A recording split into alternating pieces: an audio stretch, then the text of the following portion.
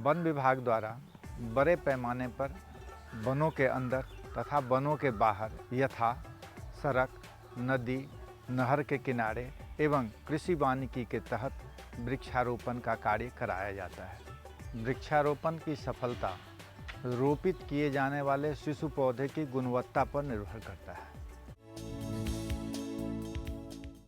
गुणवत्तापूर्ण पौधे के उत्पादन हेतु मुख्यतया 2 प्रकार के पौधशालाओं की स्थापना की जाती है, अस्थायी पौधशाला एवं अस्थायी पौधशाला। स्थायी पौधशाला की स्थापना के लिए स्थल चयन की मुख्य बातें। यह वन पदाधिकारियों के मुख्यालय के समीप हो, मुख्य सड़क पर हो जिससे पौधे के परिवहन में सुगमता हो, यहाँ जल जमाव की समस्या नहीं हो, यहाँ की मिट्टी दोमट हो। इसके अतिरिक्त जल हमेशा उपलब्ध रहे, इसकी व्यवस्था उस स्थल पर सुनिश्चित की जा सके। अस्थायी पौधशाला विन्यास के मुख्य अवयव। अस्थायी पौधशाला में एक मुख्य द्वार जिसमें मोटर वाहन का प्रवेश संभव हो सके, वहाँ अस्थायी दीवार, तो चाहे ईंट की दीवार हो या बारवेड वायर फेंसिंग की व्यवस्था हो। दूसरा, पूरे अस्थायी पौधशाला के क्षेत्रफल को मुख्यतया 4 भागों में बांट लें। पहला भाग जिसमें भवन इत्यादि की संरचना होती है, जिसमें कार्यालय का प्रशासकीय भवन, स्टोर रूम और सीड के प्रोसेसिंग के लिए शेड जो है एक तैयार किया जाता है। दूसरा भाग जलापूर्ति के लिए जो है रखी जाती है, जिसमें boring, pump house, overhead tank, water channels का विन्यास किया जाता है। तीसरा खंड जो है वह कंपोस्ट पिट के लिए रखा जाता है, जिसमें पौधशाला का जितना भी खरपतवार है उसको चुन करके कंपोस्टिंग का काम या वर्मी कंपोस्टिंग का काम सुनिश्चित किया जाता है। और चौथा और सबसे उपयोगी खंड जो है वह होता है जिसमें बेडों का विन्यास बनाया जाता है। अस्थायी पौधशालाओं के स्थापना का उद्देश्य होता है कि उसमें बहुवर्षीय पौधे उगाए जाएं, रूट शूट के लिए उपयुक्त पौधे का रोपण हो और उसके तैयार किया जा सके। साथ साथ कुछ ऐसी प्रजातियां जो स्थानीय नहीं हैं, उनके बीजों को बाहर से ला करके बड़े पैमाने पर पौधों का प्रोपेगेशन किया जा सके। अस्थायी पौधशालाएं मुख्यतया 2 प्रकार के होते हैं, एक पारंपरिक अस्थायी पौधशाला और दूसरा आधुनिक अस्थायी पौधशाला। पारंपरिक अस्थायी पौधशाला जो है उनमें काफ़ी पुराने समय से हम लोग जो है 2 से 5 हेक्टेयर ज़मीन में पौधशालाओं की स्थापना करते थे। और आधुनिक पौधशाला जो है उसमें एग्रोनेट शेड, पॉली हाउस इत्यादि की संरचना बनाई जाती है, जिससे बड़े पैमाने पर पौधे का मास मल्टीप्लिकेशन संभव हो सके। पौधशाला का सबसे महत्वपूर्ण अवयव है बीज का चुनाव।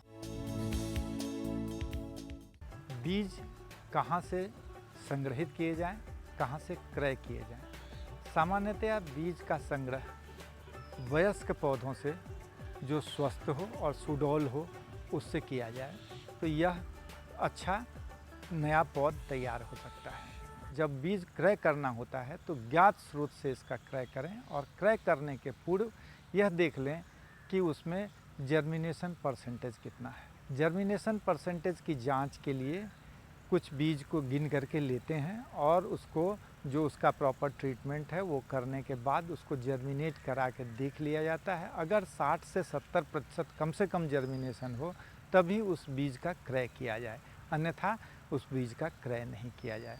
बीज का वर्गीकरण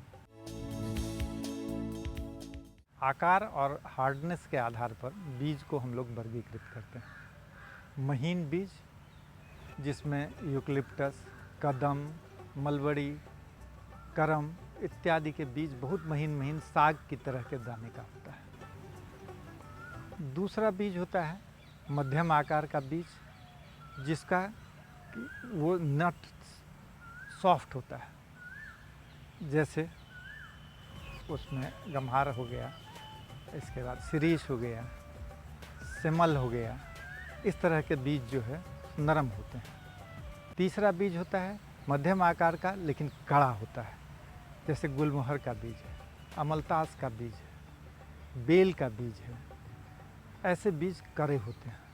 और चौथे तरह का बीज होता है जिसका ट्रीटमेंट बहुत लंबा होता है। सागवान का बीज होता है, अर्जुन का बीज होता है, आसन का बीज होता है। ये बड़े साइज़ के बीज होते हैं।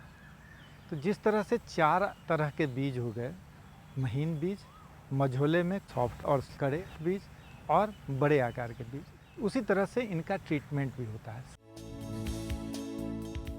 सामान्यतया महीन बीजों का ट्रीटमेंट करने की ज़रूरत नहीं पड़ती है। इसको सीधे जो है सो बेड में लगा दिया जाता है। मझोले आकार के बीज जो होते हैं, जो सॉफ्ट होते हैं, उसमें ट्रीटमेंट की ज़रूरत पड़ती है। ठंडे पानी में उसको फुलाया जाता है, ओवरनाइट 12 घंटे फुलाया जाता है।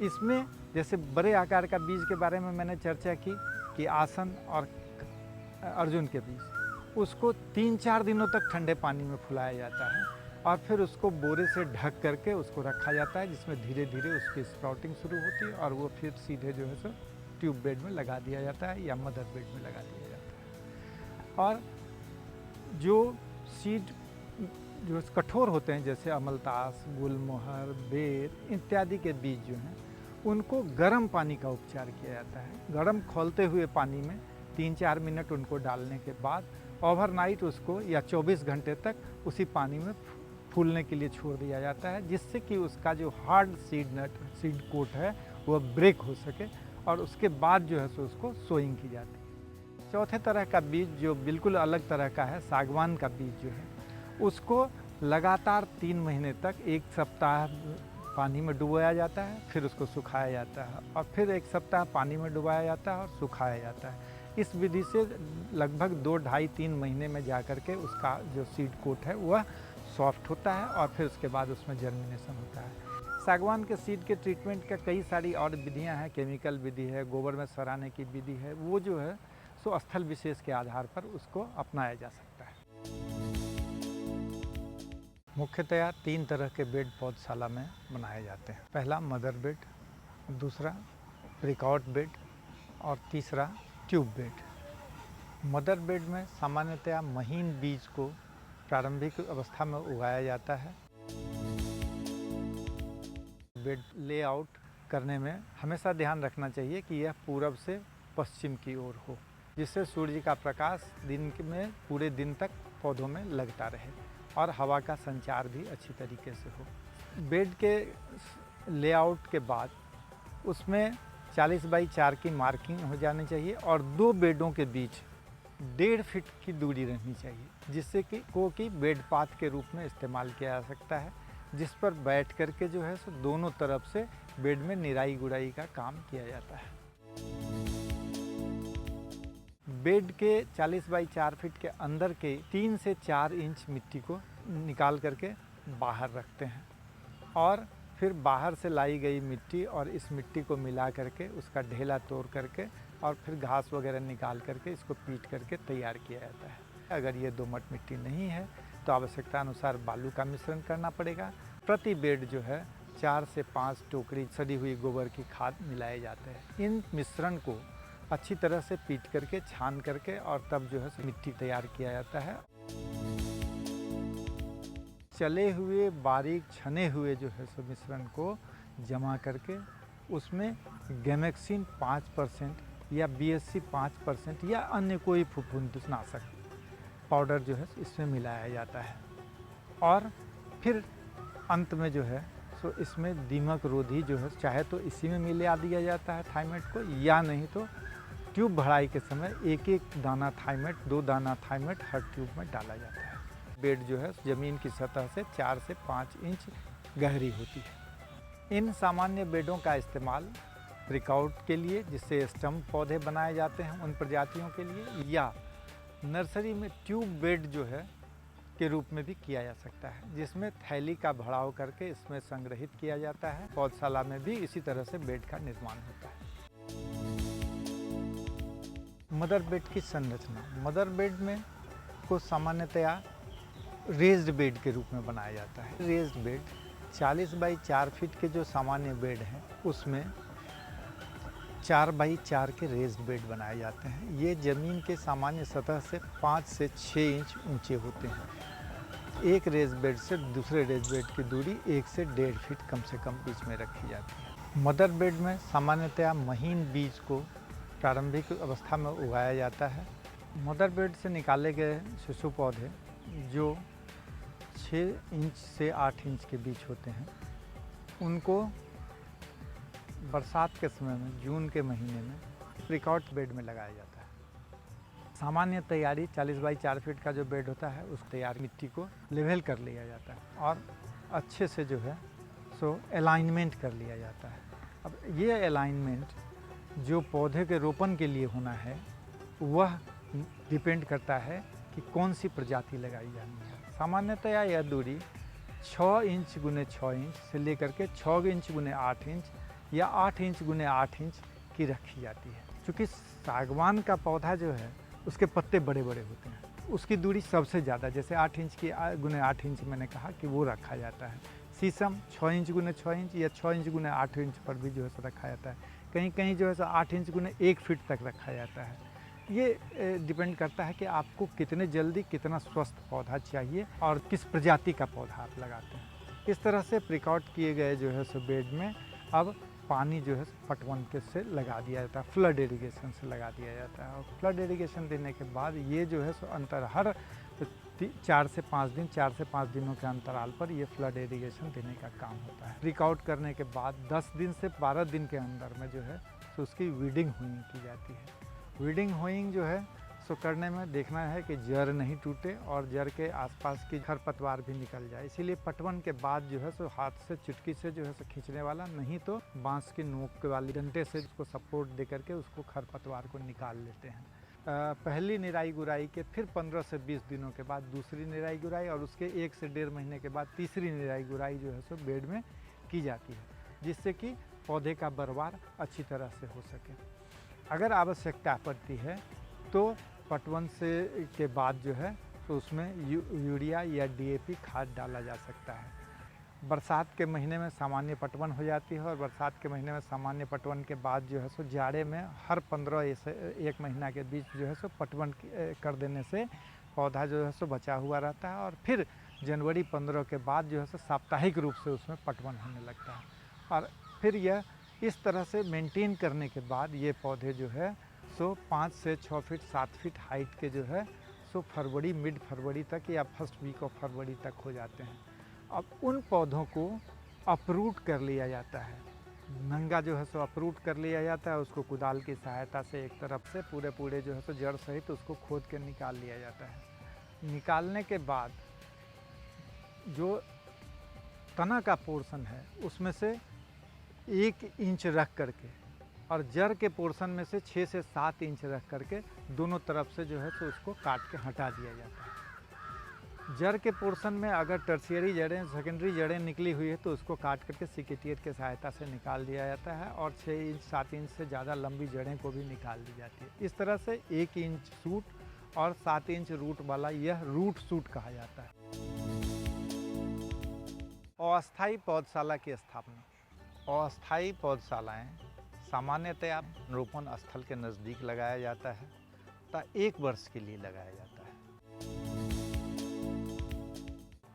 अस्थायी पौधशालाओं में भी 2 प्रकार हैं। एक वन विभाग द्वारा वन रोपण स्थल के समीप लगाया गया अस्थायी पौधशाला और दूसरा किसान पौधशाला। अस्थायी पौधशालाओं के लिए स्थल का चयन। स्थल रोपण स्थल के नज़दीक होना चाहिए, सुगमता से वहाँ पहुँचा जा सके, जल स्रोत वहाँ पर उपलब्ध हो जिससे नर्सरी का प्रबंधन जो है अच्छी तरीके से हो सके। ट्यूब भराई में सावधानी।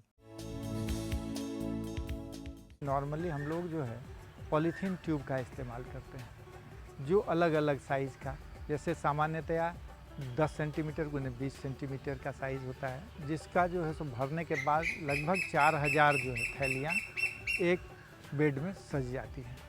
दूसरी साइज़ जो 20 सेंटीमीटर गुने 30 सेंटीमीटर जो बड़े आकार का होता है उसका 800 से 1000 जो है थैली एक बेड में सज जाता है। इस तरह से इन थैलियों को भरने से पहले यह देख लेना चाहिए कि इसके लोअर हाफ में 2-3 छिद्र अवश्य होनी चाहिए, जिससे अधिक बारिश होने की अवस्था में जो पानी का रिसाव नीचे से हो जाए, डैम्पिंग ऑफ ट्यूब का नहीं हो सके, जिससे पौधे में फफूंद का प्रकोप बिल्कुल रोका जा सके। भरते समय यह ध्यान रखना आवश्यक है कि जब आप भर रहे हों तो थोड़ी थोड़ी मिट्टी डालने के बाद हल्का हल्का उसको थपथपाते रहना चाहिए जो है सो, तो हल्का हल्का पकड़ के दोनों तरफ से उसको ज़मीन पे ठोकते रहना चाहिए, जिससे कि उसमें एयर पॉकेट्स जो है सो कम से कम रह सकें। अगर एयर पॉकेट्स नहीं थपथपा करके निकालते हैं, हवा नहीं निकालते हैं, जब उसमें प्रथम बारिश होगी, पानी पटवन का काम होगा, तो वह अनियमित आकार का ट्यूब जो है हो जाएगा, टेढ़ा मेढ़ा हो जाएगा, या तो ट्यूब मिट्टी के धंस जाने से ट्यूब का ऊपर का सिरा मुड़ जाएगा, जिससे दोबारा पटवन करना होगा तो उससे पानी नीचे में रिसाव नहीं हो जाएगा। और इस तरह से जब कम्पैक्टेड पॉलीथीन ट्यूब होता है तो वह प्रॉपर साइज़ में बेड में भी अरेंज अच्छे से जो है सो हो जाता है। ध्यान रखना चाहिए कि जो है इसका जो बेड का सरफेस हो एक हो, जिससे कि जो है ट्यूब एक आकार का जब भरा जाएगा तो उसका टॉप सरफेस भी बिल्कुल एक तरह का होगा। नर्सरी में ट्यूब बेड का रखरखाव। ट्यूब बेड भी स्टैंडर्ड साइज 40 बाई 4 फीट का तैयार किया जाता है, जो 3 इंच गहरी होती है, 3 से 5 इंच भी गहरी हो सकती है, डिपेंडिंग अपॉन जो है वो ट्यूब के साइज़ के आधार पर गहराई उसका निर्भर करता है। बड़े साइज़ के ट्यूब्स के लिए थोड़ा गहरा ज़्यादा रखना पड़ेगा, और छोटे साइज़ के 10 सेंटीमीटर बाई 20 सेंटीमीटर ट्यूब के लिए 3 से 4 इंच गहरा उसको रखना पड़ता है। अस्थायी पौधशालाओं में मुख्यतया थैलियों में पौधे का उत्पादन होता है, और अस्थायी पौधशालाओं के भी एक खंड में थैली में पौधों का उत्पादन होता है। दोनों तरह की पौधशालाओं में थैली पौध का प्रबंधन एक ही तरीके से होता है। मदर बेड में पौधों का रोपण और रखरखाव। महीन बीज को मदर रेज्ड बेड में उगाया जाता है। ऐसे बीजों को जो है उगाने के पूर्व राख में या मिट्टी के डस्ट दोनों मिला करके आधा आधा बीज, आधा जो है सो राख या मिट्टी मिला करके उसको जो है सो आपस में ये कर लेते हैं, मिला लेते हैं। और इसके बाद जो रेज्ड बेड के टॉप पर, सतह पर जो है उस बीज का जो है सो भुरकाव हो जाता है। चाहे तो आप भुरकाव कर सकते हैं, या नहीं तो 3 इंच के दूरी पर चौड़ाई में लाइन बना बना करके उसमें धीरे धीरे बीज का भुरकाव करते हुए पूरे 4 बाई 4 फीट के चौड़ाई में उस बीज को दे दिया जाता है।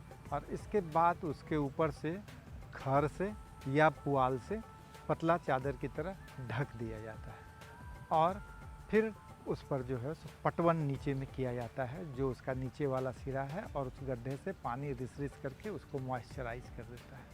इस तरह से 5 से 7 दिनों के बाद बीज की जो प्रजाति के आधार पर उसमें छोटे छोटे शिशु पौधे जो है सो निकलने शुरू होते हैं। जब ये पौधों में 3-4 पत्तियां आ जाती हैं, वैसी अवस्था में जो है सो 1 इंच लगभग का होता है, उस समय धीरे धीरे वो पुआल या खड़ जो है उस पर से रेज बेड पर से हटा दिया जाता है।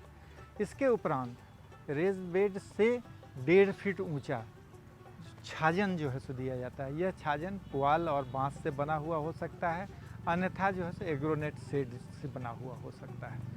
ये छाजन धूप के समय में दिया जाता है। पटवन की व्यवस्था जब जो है सो 4-5 पत्ते का हो जाएगा, एस्टैब्लिश हो जाएगा, थोड़ा सा जो है सो उसमें पुआल हट जाएगा, तब जो है सो झरना की सहायता से हल्की सी ऊपर से भी दी जा सकती है।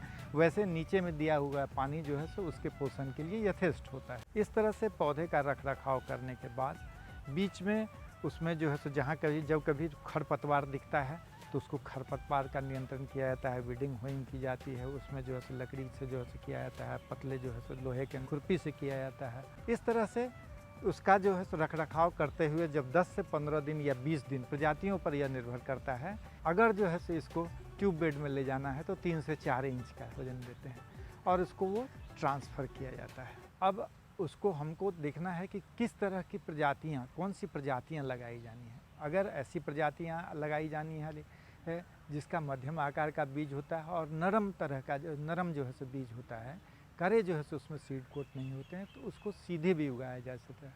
जैसे सीरीस, गम्हार, इस तरह के पौधे जो है तो सीधे भी ट्यूब बेड में डाले जाते हैं। इसके अतिरिक्त जो मदर बेड में पौधे उगाए गए हैं उन प्रजातियों को ट्रांसप्लांट भी करते हैं। जब 3-4 इंच का हो जाता है तो उसमें ट्यूब बेड में हम लोग लगाते हैं। उसके लिए लगाने के लिए एक नुकीला जो है सो बांस का डंडा रखा जाता है, एक 6 इंच 8 इंच का, और उससे छेद कर देते हैं। और जो मदर बेड से निकला हुआ ट्यूब शिशु पौधा है उसके जड़ को अच्छी तरह से जो है सो निकालने के बाद मिट्टी से और पानी से धो देते हैं और उस जड़ को सीधा उसमें डालना चाहिए। यह ध्यान रखना चाहिए कि वो जड़ मुड़े नहीं और सीधा जो है सो उसमें जाए, और इसके बाद फिर एक जो है सो बगल में छेद करके उसको दबा देना चाहिए, जिससे कि वो शिशु पौधा पूरी तरह से इरेक्ट हो, खड़ा जो है सो उस ट्यूब में हो। इसके अतिरिक्त जो है सो ट्यूब में एक तो सीधा बीज डालना है, दूसरा शिशु पौधा डालना है, तीसरा प्री स्प्राउट कराया जाता है स्टंप को।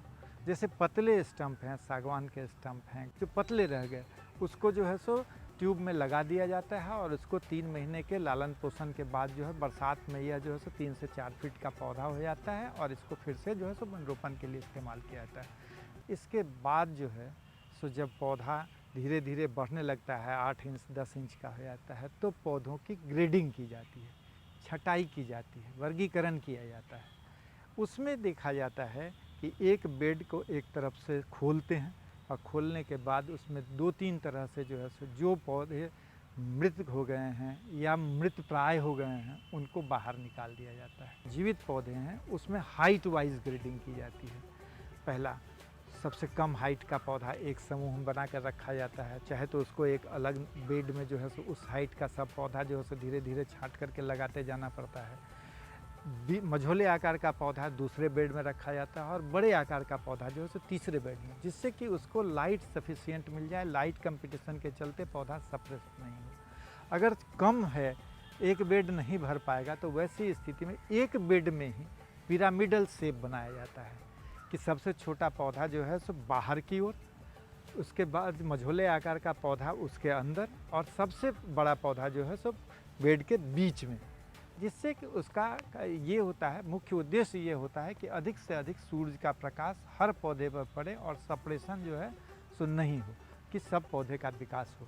अगर पिरामिडल शेड में भी हम अगर पौधे को अलाइन करके रखते हैं तो देखते हैं कि 15-20 दिन जाते जाते किनारे का पौधा ज़्यादा अच्छा धूप लगने के कारण वह कैचअप करके बीच वाले पौधे की हाइट को जो है सो ग्रहण कर लेता है। अभी कभी कभी ये भी समस्या आती है कि आपका जो सॉर्टिंग करते हैं तो सॉर्टिंग करने के दौरान आप देखते होंगे कि जो जड़ें हैं वह जो है सो ज़मीन में जाने लगी है, रूट को ये पॉलीथीन को फाड़ करके जड़ बाहर निकली। तो ऐसी स्थिति में यह करना चाहिए कि काले पॉलीथीन सीट जो 40 बाई 4 फीट का लेकर के बेड खाली करके बेड में बिछा देना चाहिए और ऊपर से जो पौधे की जड़ें बाहर निकल रही है उस ट्यूब को उठा करके उन जो जड़ें बाहर निकल रही है उसको ट्रिम करके उस पॉलीथीन पर बिछा करके उसको अरेंज करना चाहिए। आपको अगर और अच्छे से करना है तो उस पॉलीथीन ट्यूब पर थोड़ा सा हल्का सा बालू बिछा दीजिए, बालू बिछा दीजिए कि अगर ट्रैवल भी कर रही है जड़ें, वॉन्डर भी कर रही हैं, तो वो उस बालू में फंस करके रह जाए। ऐसे में जो हुआ वो पौधा जो है सो इसकी जड़ें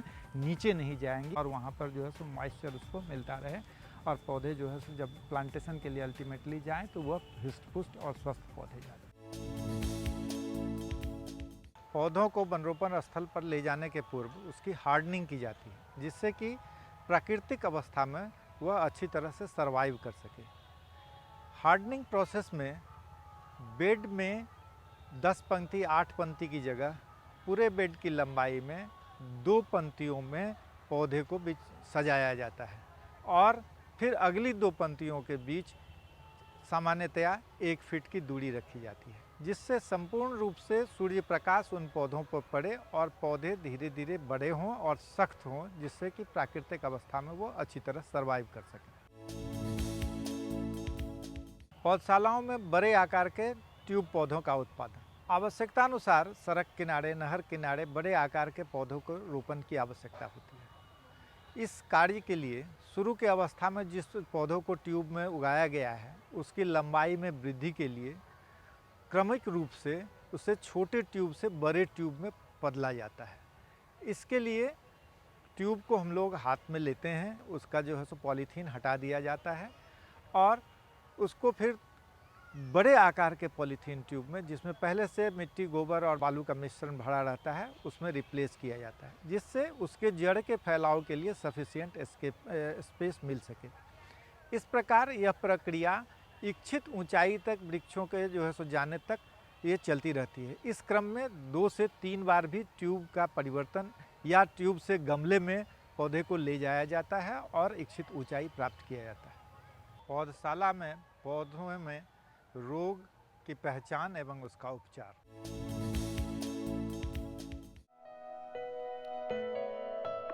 रख रखाव नित्य प्रतिदिन की प्रक्रिया है।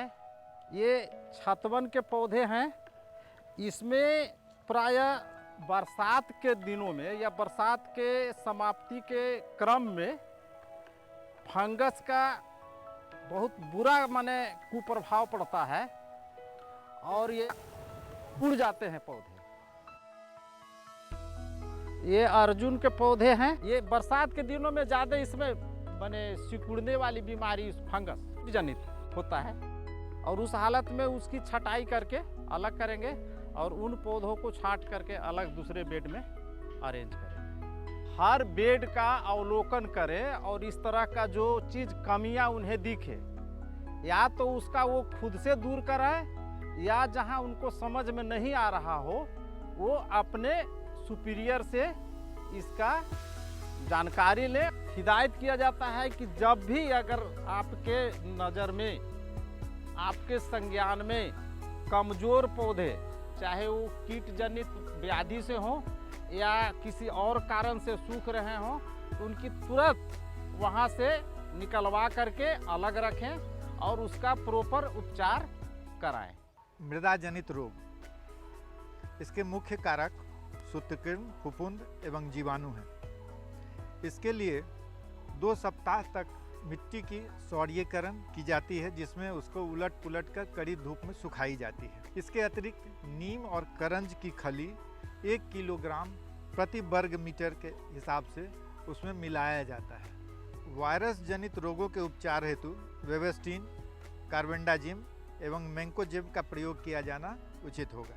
कीट जनित रोग जो कीटों पतंगों के अंडों लार्वों से पौधों के बचाव करने हेतु BSC पाउडर, दीमक रोग के लिए क्लोरोपाइरीफॉस 20 EC या मेलाथियन आदि प्रमुख दवाओं का 2 ग्राम प्रति मिलीलीटर पानी में छिड़काव करने से इस पर नियंत्रण पाया जा सकता है। इस प्रकार वैज्ञानिक तरीके से अस्थायी एवं अस्थायी पौधशालाओं का प्रबंधन करने से लक्षित ऊंचाई के वृक्ष निश्चित समयांतराल पर मिलते रहेंगे जिससे वन रोपण की सफलता को सुनिश्चित किया जा सके।